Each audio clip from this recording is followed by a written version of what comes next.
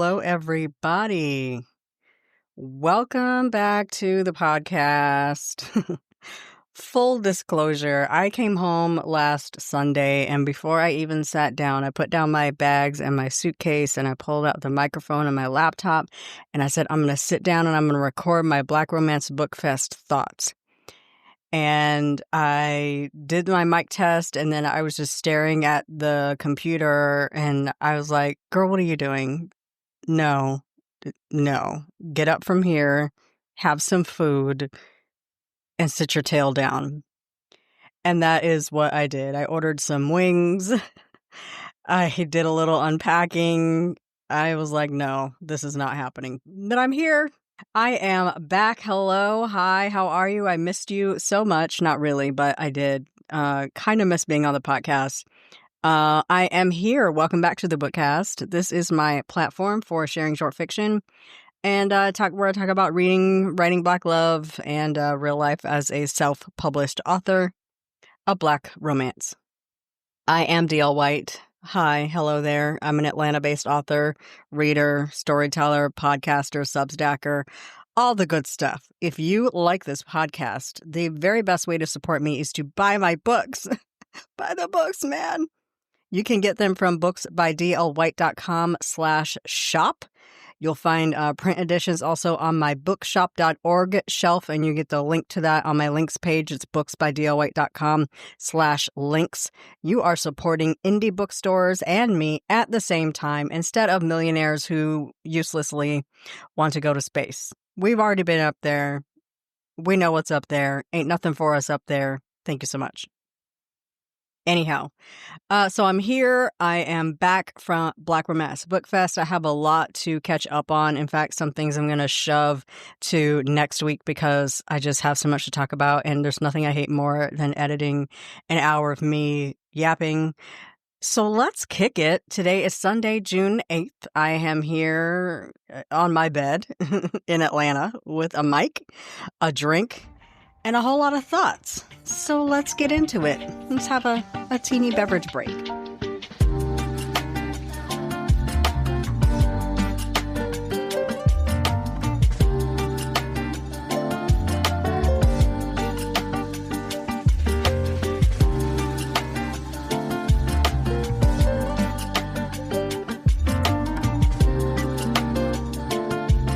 All right, friends and lovers. Booze and bros, books to people. We're back. Today's beverage is actually just coffee. It's still Sunday morning for me, just barely. And I decided I'm going to get up.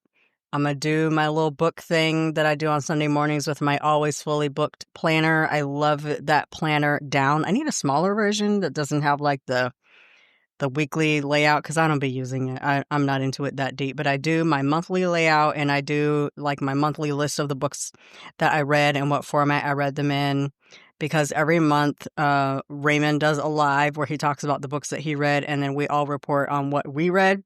It's our nice little habit ritual. Anyway, what am I talking about?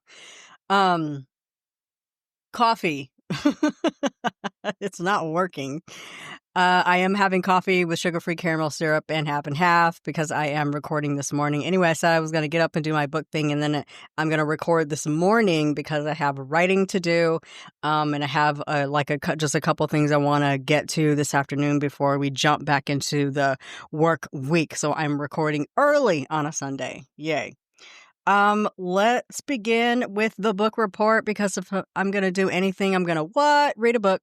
I am at 80 of 175 books of my challenge to read 175 books this year. I'm 46% toward my goal, and I'm 5 books ahead of schedule. So, your girl ain't worrying about much of nothing.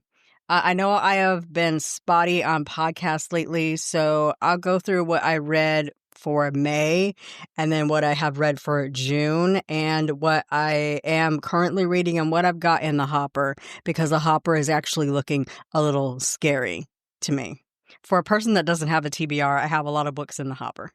So I read 12 books in May. Fuck With Your Boy, Nicole Falls, People of Means by Nancy Johnson, A Dead Draw by Robert Dugoni, Night Wherever We Go by Tracy Rose Payton, Ignacio by Delaney Diamond, Can't Get Enough by Kennedy Ryan, This Side of Beautiful by Ty, Devil in a Blue Dress by Walter Mosley, Father of the Bride by Shay Sanders, The Boomerang by Robert Bailey, Hunted Through Italy by Delaney Diamond, and lastly, King of Ashes by S.A. Cosby, which is quite literally the best book I have read lately. Like, honestly, I mean, really outside of Can't Get Enough and like a couple of other books I've read earlier this year, King of Ashes was simply the best. It comes out Tuesday. I can't wait for you guys to read it. Also coming out Tuesday is my girl Danielle Allen's Plus Size Player, and that book, I can't stop talking about it. It's so freaking good. So for June, of course, Plus Size Player by my girl, Danielle Allen. Small Things by my other girl, Wanda M. Morris. I did really, really enjoy this. It's an Audible short, so it's about 2 hours. Fantastic. Sinful Chains by Shay Sanders and Sinful Restraint by Sherelle Green. There's a third book. I don't remember the title, but it's Sinful something. It's a trilogy. It's a dark romance trilogy by Shay, Sherelle, and Stephanie Nicole Norris. I don't know why they have me reading these books because I am chaste and innocent, but also I have been really enjoying them. They're really good. So I'm about to get into Stephanie's book today or tomorrow, hopefully, so I can put a bow on that little series right there. But that's been some good reading. That's been some good reading. If you're into that, you know what I'm saying? They're not vanilla. They're not vanilla. And I am not a white shoes person. I don't really be liking Polly like that. So that's how you know them books is good. Anyway, currently reading, of course, still August Lane by Regina Black. It's a small town romance about Black women's voices in country music. It's very Beyonce meets the literary world. I've heard is very good, but I do not have an audio version of it, and I can't get my machine to like do the text to speech thing, and I really do better with hearing versus looking. So I still got it on my list. I'm still making progress. It's just when all I can do is read, my mind starts to drift. What really keeps me centered in it is being able to hear it. So I got to find a way to read it aloud. I can get like my phone to do the accessibility thing. And so I might resort to that. Anyway, I've heard it's good. I do want to hear the audio though, so I may like just kind of slow roll it and snag the audio on release day so that I am ready to post a review. And then, of course, Sinful Submission by Stephanie Nicole Norris. This is the continuing the Dark Wide Shoes trilogy. So what's on deck? It's time for some read or release action. Trademark Bridget Bianca. I got a pile of books that I need to read or get gone. They're just like sitting in my Kindle, and I'm like, oh, I'm gonna read that. Oh, I'm gonna read that. Ooh, I'm very much a mood reader, and I was in the mood to read them. I've got just a bunch of stuff. Sounds Like Trouble, which is an arc I have that is Pamela Sanders. No, Pamela. So I don't know. I didn't write down the titles to these books, but I've got a bunch of books that I need to get read. I didn't even count them. 1, 2, 3, 4, 5, 6, 7, 8, 9, 10, 11, 12. 13 books. I don't know if I'm going to read them or if I am going to chuck them. There's a bunch that are Kindle Unlimited, and at least one where I have the audio, so that should be like an easy yes for me. Let's see what I have here. Sounds Like Trouble, which is the Pamela Samuels Young Dwayne Alexander duo. This is the follow-up to Sounds Like a Plan from last year. That was so much fun. I really, really enjoyed it. So looking forward to that. I have a new Charlie Donnelly book, which I really enjoyed, called Guess Again. Not really enjoyed. I really enjoyed Charlie Donnelly. I've read all of his books, and he has a new thriller coming out called Guess Again. I don't know when it comes out. I have an arc. Most of these are arcs. Icing on the Murder by Valerie Burns, something called In the Dark. I can't see the Chris Patchell, maybe? Yes, Chris Patchell, who I found this year and really enjoyed, and now I closed my page. Good gracious. High Season by Kate Bishop. I don't know. A lot of these are arcs, so I don't know what they're about. The Road Before Me. This looks like a Nia Forrester. No, Embassy Susbury. There's a lot going on here. How to Kill Your Neighbors, which I have seen all over TikTok, and it looks really fun. J.R. Mason, I might dig into that. A book called Sweet Like Honey. I think this is Jackie Lau, who I enjoy. The Divorce Taunt by Mia Henselman. A really funny story I have from Black Romance Bookfest is Saturday morning, I'm just chilling in the cafe at the hotel, kind of the calm before the storm. It's like 8:15 a.m. I'm signing at 9, but we can't get into the room until like 8:30, 8:45. So I'm just chilling. Karen, the reader, came with me to help me with my table, and she's getting coffee. I'm just sitting there kind of like disassociating, and the lobby door opens, and this woman rushes in, and she's got suitcases and boxes and etc. And she looks over and across the lobby yells, "Is that D.L. White? Oh my God! Hi!" It's Mia. This woman has endless, boundless energy. It's 8:15 a.m. on a Saturday now. I'm like, hey! I've never met her in person before, but she is uber social, very friendly. She just comes right over. Can I leave my stuff here? I'm going to go get coffee and I need water. And where do we sign in? And blah, blah, blah. Like just a mile a minute. Go, go, go. I mean, what a warm person. If you've ever met Mia, you know what I'm talking about. Just a warm personality. I adored her. She was signing. I signed 9 to 11. I think she was 11 to 1. And so I popped into the room while she was signing. It was an absolute madhouse because Jaquel's table was behind her and it was hot in there. And Tasha L. Harrison was there to help Mia. And she's like, it's so hot in here. I just need some water. I'm like, I'll be right back. Here's what I can do. I can go get you some water. So I went down and bought them both bottles of water and brought them back. And we'll talk about Black Romance Fest later, but that was an experience. Finding You by Sharon C. Cooper. Enigma, I can't see the title of that book. Teachers of Hardwood High by Nina High. This is a new release.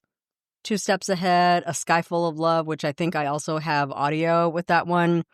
That needs to get written, Creative Differences, which is a debut by D.H. Renfro. So I'm looking forward to that. I think I met her at Black Romance Bookfest, so excited. And then C.M. Barnes, I know I have her book somewhere in here. I think I just haven't downloaded it in my Kindle, but gotta get her read because that's my Lit Library podcast. Boo. So all of those ladies were at my table at Black Romance Book Fest. Super enjoyed having them at my table. Love them down. Love their support. Thank you so much. So moving on to streaming. Super quick rundown of what's been on my screen. I've been watching, I don't know why, the Duggar Siblings podcast, Ginger and Jeremy Volo in specific. Their pod is surprisingly good. Not surprisingly good. It's pretty good. Especially the recent episode with Zach and Tori Roloff from, I forgot the name of their show, but it was about this family of little people, the Roloffs. I can never remember anything right off the cuff anymore. I have to look everything up. My brain is Swiss cheese lately. This is 51. Anyway, their podcast is really good. They have had a few of the Duggar siblings on. They've had a lot of people on talking about leaving cults and overcoming being a part of a strict religious order. So I really enjoy their podcast. I think it's good. And then there's another podcast called Unplanned something. It might just be called Unplanned. I don't know. They've had a lot of the Duggars on as well. And like a lot of other people on. And then there's a couple other podcasts I've been watching. Of course, I can't remember the name of it, so I'm going to have to look it up. And I didn't write it down because it's just coming to mind. I thought I looked through my history before I did this, but apparently I didn't. I see lots of good things, and then I just add it to my watch later tab, and that tab is getting scary. I don't know what it's called, but it's a podcast about people who have like overcome drug addiction. It's a lot like Locked Up with Ian Bick, but it's not really about going to prison. It's more about like people who've been caught up in like opioid addiction, drug addiction. You've lived a difficult life and you've overcome. It's hosted by a previous addict. I can't find it. I will find it the second I am not concentrating on it. Then, of course, the Reliving Single podcast. Really enjoying that. It's hosted by Erica Alexander and Kim something. My goodness, Kim Coles. Hi. So that's really good. House guest with Scott Evans, of course. Watching that. His Kiki Palmer interview was solid. Quite good. And then Romance Unleashed has a video podcast, and I have twice watched this episode with the creator of the Bad Bitch Book Club. Really, really good knowledge, especially if you are looking at creating your own book club. And then, of course, I am catching up with Reading, Writing, and Rain with Rain Coleman. His debut, Loving Ashley, drops Friday, June 13th. I'm so excited about him. This is his debut, I believe, and he is chronicling literally every second of writing and editing and printing and publishing his debut novel, Loving Ashley. It's so good to have this, and I wish for a lot of debut authors that they would have the sense of self enough to do something like that, to like chronicle it somehow, because a year from now, 2 years from now, 10 years from now, you might not remember what you went through to get here, what you had to go through to bring your book to the front stage, and then continue to chronicle and really continue to commemorate and memorialize the things that you're doing to keep your book in the forefront, the things you're doing to make improvements to your author business, the things that you have learned, because people are watching. Even like, older authors like me, I've been out here 10 years, and like there might be things that you are discovering that I don't know because I'm not paying attention. Like I don't publish books through KDP Print anymore. I only do ebook there. I do all my print books through Draft to Digital. So there are things in that process that I might not be aware of, things that might change, things that are different that I might not be aware of. And if I'm giving advice to people based off of I don't know what I'm talking about, it could be wrong. So I'm going to say, hey, I want you to go dig into Rain Coleman's YouTube channel because he just went through this and he can probably explain it to you better than I can. So continue to document, continue to talk about it. Don't worry about what you look like. Coming from somebody who don't ever put her face on the internet because I'm always worried about what I look like. But like, at least blog it, continue to document what you're going through as a first-time author, putting out your sophomore book after your indie book, after your debut has hit, because the second one is like usually way different than the first. So those are good. And then I saw that Straw has launched on Netflix. I think this is a Tyler Perry joint. I don't know. We'll see. But it's on my list. The Tylenol Murders documentary dropped. It's surprisingly boring. Like maybe I was just distracted, but I was not interested in it at all. I like daydreamed and played a game all the way through it. Like I would look up something on YouTube and I would watch that. But the Tylenol Murders doc on Netflix was like, I won't say it was trash, but it wasn't good to me. And then I'm still behind on Will Trent. I don't know why, but I just don't feel like watching it. I will eventually. I do need to catch up on Poker Face. Just not feeling either of those lately, but I will get into them. I just need a week where I just need like a good 6 to 12 months of time to just read books and watch TV. That's all I need while still making a full-time paycheck. Anyway, so I want to check out the Paul Rubens documentary on Max. I haven't got to that. but I heard it was good. And then my Just Watch app is trash. So I got to go through all that, catch up with all the stuff I'm supposed to be watching and haven't, all the stuff I have watched and haven't reported on, just to like get that up to date so it can start alerting me in real time of things I need to be watching.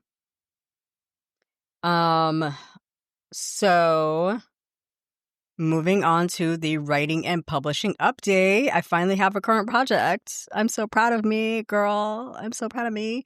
It is Let's Write a Book time, sort of. So Missing Persons is my next project, which I have talked about this before. It was a thing I wanted to be out in the summer. It's probably going to be late summer, like August, September-ish, hopefully before like fall officially. And I feel like I've been writing this book for 8 years, because I have. It's been like very piecemeal since I released Dinner at Sam's. And the original story just wasn't suspenseful enough. I wanted it to be a romantic suspense, but my plot just was not suspenseful. So I have been kind of piecemealing it over the past few years, and I had to read more thrillers and more mysteries and let it marinate. And now what I have is, I feel, is a strong romantic mystery with thriller elements. It's not really a thrilling, suspenseful novel, and it's got way more romance than anything else in it, but I'm excited to have it. So I have a complex external plot wrapped around a slow burn, longing friends to lovers romance between Wesley Payne and Yvette Young. And yes, you recognize Yvette from a previous novel. She's the PI from Dinner at Sam's. So if you want to meet Yvette early, or you need a refresher, go grab that book. She is a brief blip in the book. Like, if you blink, you'll miss her. But she is in that book. Gibson Kincaid in Dinner at Sam's uses Yvette to track Vanessa's ex-husband and figure out where he's living so she can serve him with divorce papers. So the blurb is in progress, but here is what I have so far. Atlanta attorney Wesley Payne takes on a case that's messier than it looks. His client, Angelica Foster, insists her husband Edward isn't dead, even after 3 years missing and pressure from his sister to declare him legally dead and collect his inheritance. Wesley hires private investigator Yvette Young, a former Army detective with a sharp eye and a guarded heart. What starts as a paper chase turns into a dangerous hunt involving fraud, cover-ups, and a man determined to keep Edward's secrets buried. As the case heats up, so does the passion between Wesley and Yvette. They've worked together before, but this time it's personal, and neither is ready for what they'll uncover, not just about the case, but about each other. So that's the bare bones. Of course, I'll zhuzh it up a little bit more, but I just needed to get something on paper so I could tell y'all about it. So I'm writing, editing, revising, rewriting, really. I had a basic draft that I finished late last year, like earlier this year, but I could not possibly publish it. It was very bare bones, draft 0.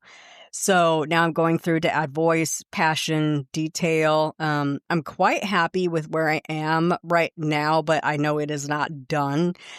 Just know there's more kissing than danger in this book. You know, I'm not a thriller writer. I've been dabbling just enough to get this book palatable to romantic suspense readers. So it's heavy on the rom, light on the suspense, heavy on the rom, light on the mystery. But we gonna make it. So I'm going chapter by chapter, mostly to ground the reader in location. This is another Atlanta heavy book, and I want people to recognize places, neighborhoods, freeways, thoroughfares. I just want to be very specific when I get into this novel, because I think a thing that people enjoy when they read my books is recognizing names of places. And one thing that Karen, the reader, she's my most ardent, dedicated reader. She tells me all the time, Atlanta people read your books and they recognize the places. So you can't be making things up, because they're going to look it up and they're going to realize it doesn't exist, and they're going to be ticked off. So use real names, use real streets, use real places, because your Atlanta readers like that little Easter egg. So I'm trying real hard to place Wesley's business and his home, Yvette's business and her home, in the places that they go. The mystery takes them out of town, and so I'm less so concentrated about that area, but still trying to be realistic. They stay at a real hotel, they eat at a real restaurant, etc. So Um, I also I want people to recognize places. I want each chapter to be cinematic, which means like they see it playing out in their head. Are all the sensory details there? It means extreme attention to detail and making sure each action, each sentence of dialogue, each piece of exposition between your dialogue and your action, make sure it's vivid. Do you see it playing out in your mind? Do you hear the door opening? Do you sense the footsteps coming down the hall? Can you picture the belt line as Wesley is staring out of his office? Like, that's like the level of detail I want to bring to the book. And that's hard work. It's not just crapping out a book and publishing it like a here damn book. It's a hard work for me. So it's going to take a few turns of revision before it's even remotely ready for betas, and especially for my editor. And I hope she listens to this podcast because I want her to know the widths and lengths that I have gone to make this book good. I'm not going to give her Swinging from the Chandeliers as she demanded that I give her after I made her edit Brunch at Ruby's, and there was so much infidelity in that book, but we gon' make it. You're getting some juiciness, I think, in here. And like, I always think my books are like sexy. They're like, I think they're steamy, but like sometimes I'll be reading stuff out here and I'm like, I am like Disney compared to y'all. Y'all are filthy. My goodness. So I don't think this book is going to be filthy. But I'm working hard to like make the romance scenes romance-y. And for my slow burn haters, like I gotta build. I gotta build. There's a reason it's gonna be a minute until they get together, but there is some getting together. It's a romance by D.L. White. There's some getting together. You know what I'm saying? So I got time. I'm an indie author. I do things the way I want to do them in the time it takes to get it done. You know what I'm saying? It's done when it's done, not a second earlier. When this is done, I'm going to get to work on Powder Lake 4, which is titled Still I Rise. I'm also very excited about that one. That one isn't even at draft 0. I am not even done with it yet. I'm on like chapter 10. I hit a wall. I think I was working on 2 things at once, and I was like, something's got to give, and I'm putting down Still I Rise for right now. I've been trying to write Still I Rise for a couple of years, so, you know, as usual, I need to work on that. I want it to be out this fall. It might be late fall, like early winter. Then I think I probably won't do a holiday short. But also in the parentheses, these are things I say, but then I'll feel FOMO because everyone is releasing their cute little holiday books and I will feel left out. I'll think on it. But like that's what happened last year with Festival at Holiday Falls, Festival at Something Falls. I do not remember the names of my books. And then again with Grumpy Valentine, I wanted to put out something cute and holiday-ish that could like rebound every year. Evergreen Falls. Festival at Evergreen Falls. I didn't even have to look that up. Aren't you proud? I'm proud. So rolling down on my rundown here. So if you want a sneak peek of Missing Persons, I sent one out to my newsletter subscribers yesterday, so check your email if you're on my list. If you're on my list and you didn't get one, check your junk mail. And if you check your junk mail and it's still not there, shout me out a holler because I may have removed you, because if you don't be opening my newsletters, I don't be paying for you to be on my list. You know what I'm saying? Because this costs money. Now you in my pocket. You know what I mean? So there's also a sample Sunday up on my Substack blog today, June 8th. It's authordlwhite.substack.com.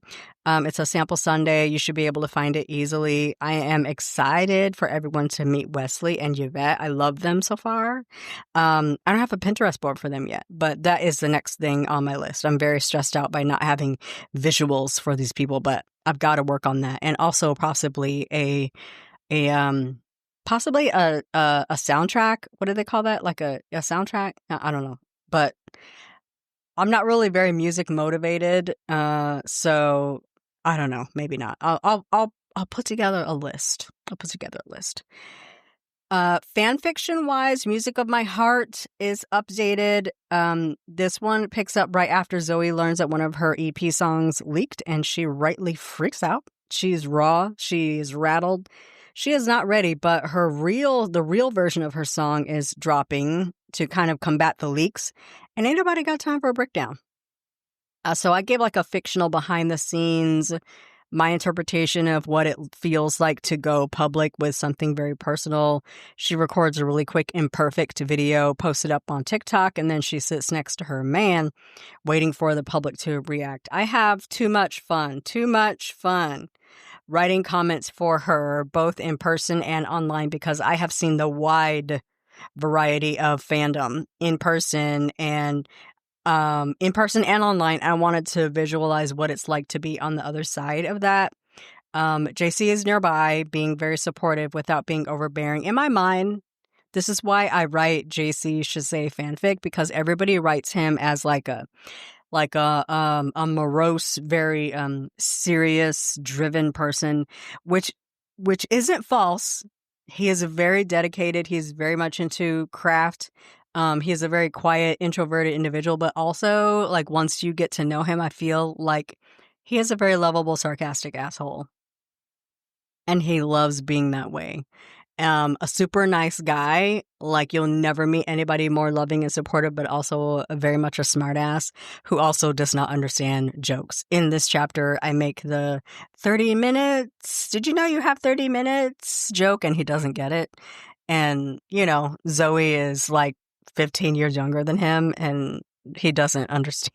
He doesn't understand. This is very peak JC. He gets the jokes last. And you have to explain them to him. But I think it's really funny. It's very JC, and I like to get my characterization just right. So I had fun with this one. So as the numbers on her music and her page start to climb, so does Zoe's anxiety. So this chapter to me wasn't about perfection. Her first song is dropping because someone leaked it, not because she was ready. There's no label telling her where to be, how to do things, pushing things along, rolling things out the way they want to see them. It's just Zoe. JC, her manager, and her new publicist against the world. And like sometimes it's not a big old sparkly fantasy ball. Sometimes things like don't roll out the way you want them to roll out, and that is what Zoe is dealing with right now. So I am writing / revising Missing Persons right now, which means I'm heavy into that. So chapters on the fanfic might be chaotically updated or delayed, but or they might be run on time.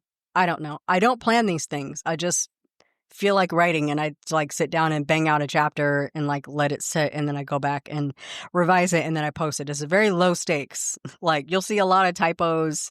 You'll see a lot of like weird things that, it's very low stakes writing right here. I just be writing. I write to be writing, I like having something to disappear into when I'm tired of whatever I am working on. And fan fiction always does it for me. So let's move on to our main topic this week, which is, of course, Black Romance Bookfest. Are you guys tired of hearing about Black Romance Bookfest yet? I hope not, because I'm about to talk about Black Romance Bookfest. But I'm going to talk about it from the perspective of an author, from pre-orders to table sales. I want to talk about being an author at a big event like this. This is the biggest event I've ever been a part of. And it was truly, truly wonderful. All of the pictures and recaps that you're seeing, those are all realistic. There was zero drama. There was a little bit of drama at the end because there was a couple of white readers that attended. As far as I saw, they were buying books. They bought merch. They were decked out with their big old carts and whatever. One of them bought books at my table. She actually pre-ordered books at my table. We had a long conversation. She listens to the podcast. Hey there. She brought me a gift. She reads the Substack. She listens to my audiobooks. She is like, anyway, there was a white author that won one of the raffles at the very, very, very, very end. Like, I wasn't at the raffle because once I finished my signing at 4, I packed up to get my friend to the airport. it was like so at the end of the festival that I was not there for the raffle. Anyway, some of the readers felt like the white reader should have given the basket that she won back so that a black reader could win it, but also the organizers weren't telling her to give it back. So like, those are your personal thoughts. I'm the wrong person to talk to about that because those readers paid to be in that room just like anybody else. They read the books. They visited tables. They were there both days. They were enthusiastic.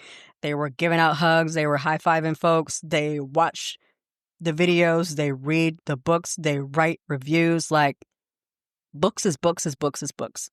Readers are readers. And quite honestly, a thing I talked about with one of my friends was like, sometimes once you start reading Black fiction, you cannot go back to that other stuff, especially Black romance, especially indie Black romance. It's just different. And I just think about this all the time. It's full, it's realistic. It is what that author wanted on the page, the way that author wanted it on the page. We are not pandering to people who are not going to read these books anyway.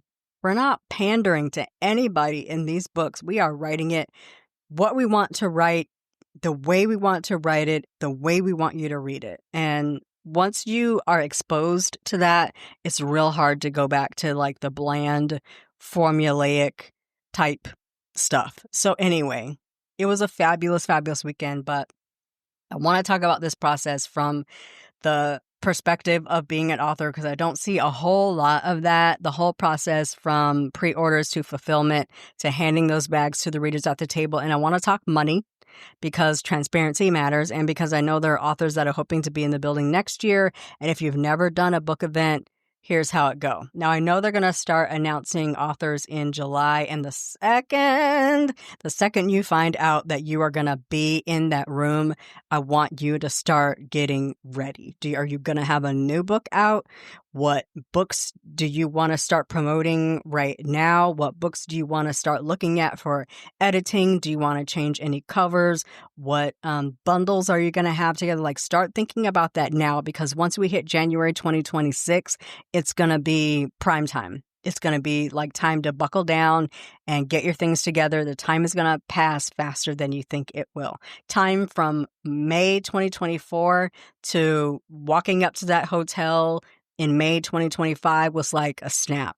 Like, it went fast. It went real fast. So here's how it go. To know how many books I had to have at my table, I guessed. And it really started with the pre-orders. I waited until the pre-orders closed, and I did my pre-orders through the Beventi form, which was super easy. You load up your, all your books and your blurbs and your tropes and whatnot. You set your prices. You put together your bundles. Boom, Bob's your uncle. You have a nice pre-order form. You can enable PayPal and what's the other one? Stripe. They pay. You can have them pay ahead of time, or you can have them pay at your table.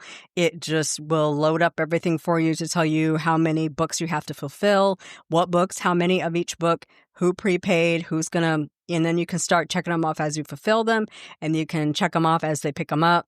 I didn't do any of that. I did all of that like post festival, but I did use that form to note what books I needed to order and who needed to pick up what, how to pack my pre-orders, and have those ready for people to pick up.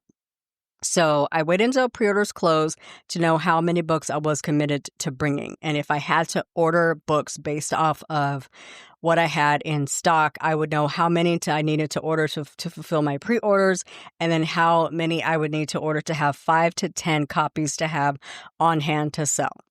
Now, let me tell you something. And this isn't imposter syndrome. This is reality. Being at a big book event with big authors can be nerve-wracking. There is a reason I don't travel for book events.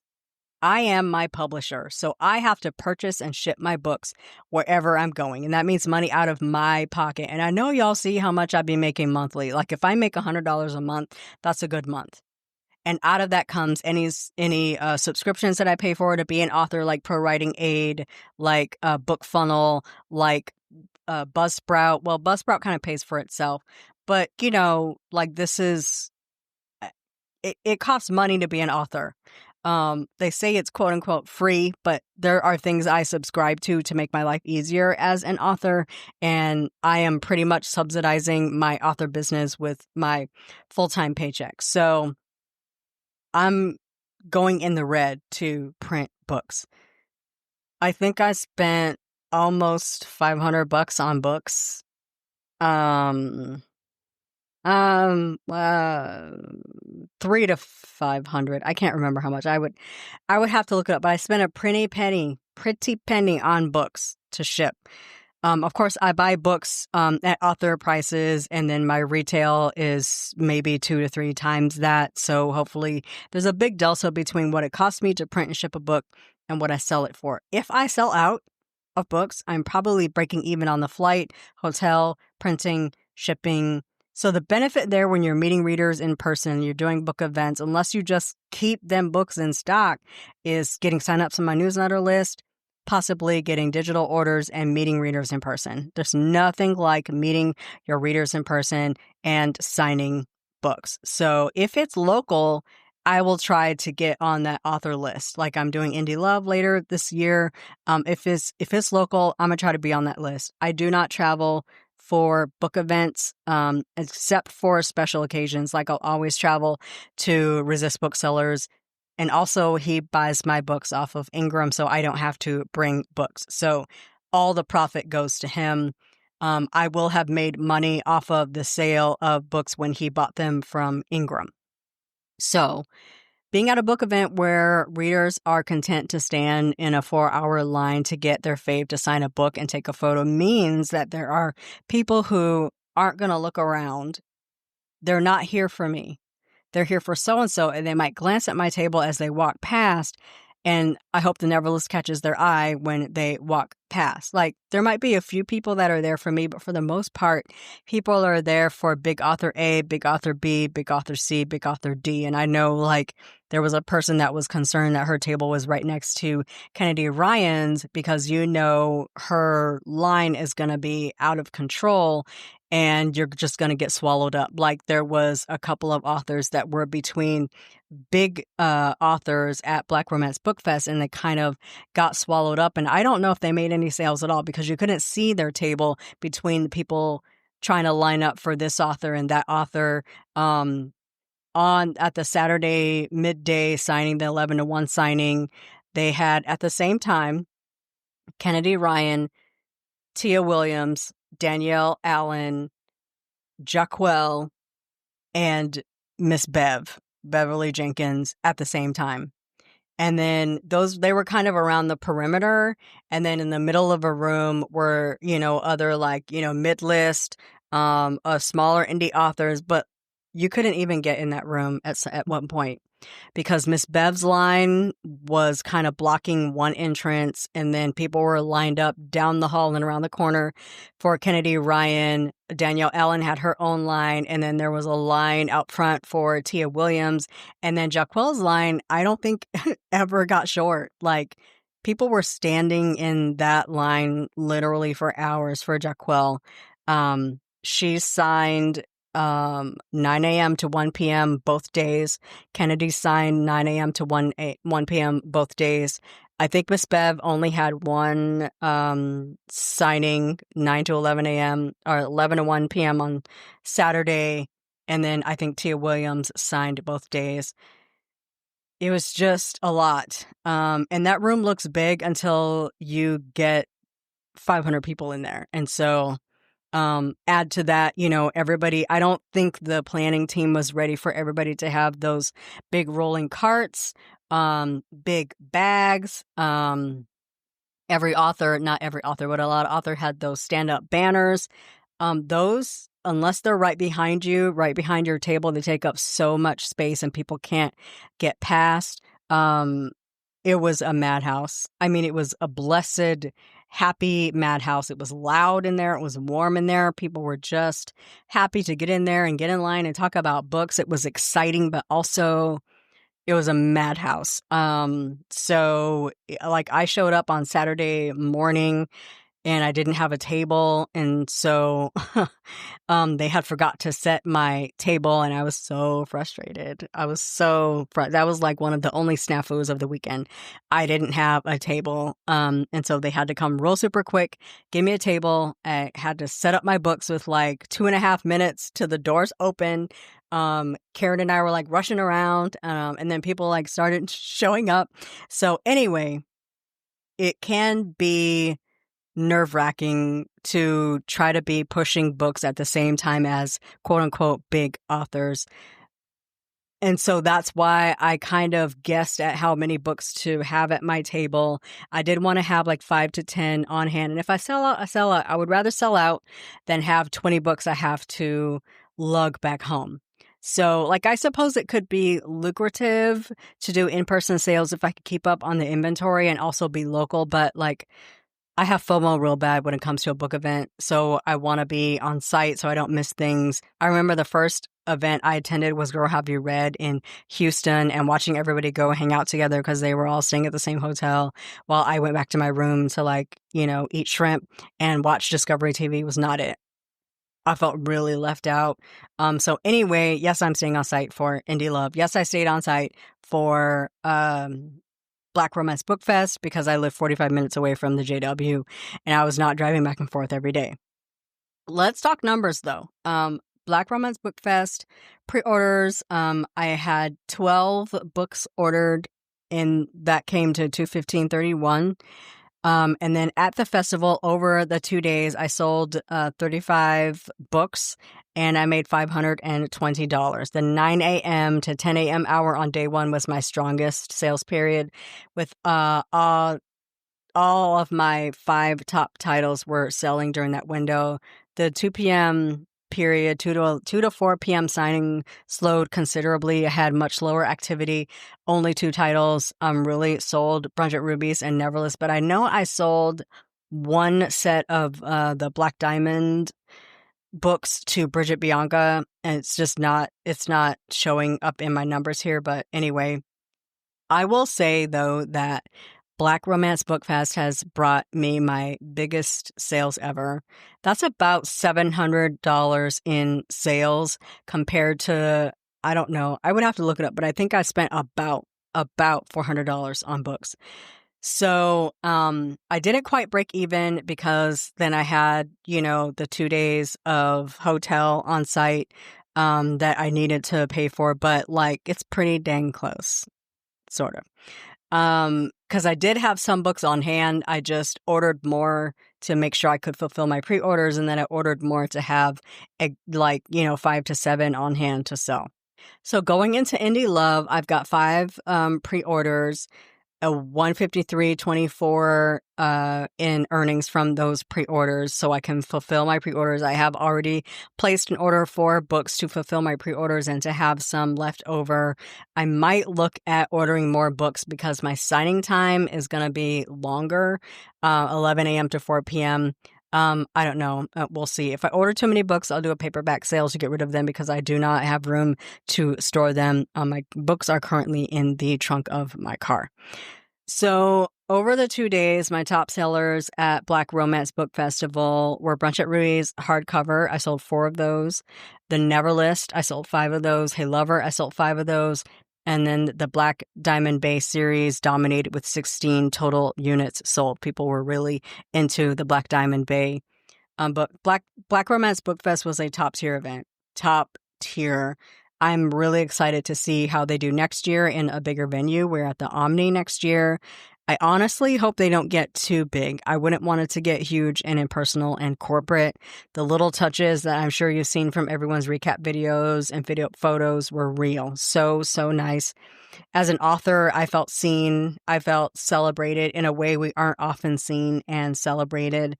I also really find it heartwarming how popular book influencers and authors really become rock stars. Like to see Miss Bev come down the hall and people cheer for her.